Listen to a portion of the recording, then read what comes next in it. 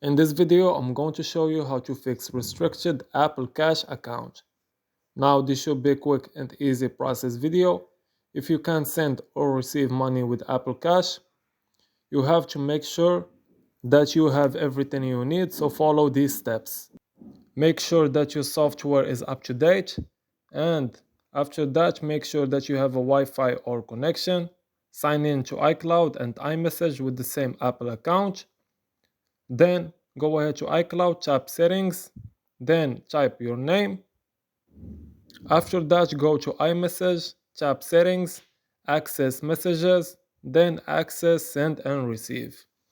So to try to send money, after each step, if you want to send money, restart your device and see or the recipient need to verify their identity. And also try to check after that if you can receive money.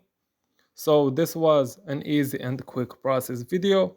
I hope this video was helpful. As always, thank you for watching.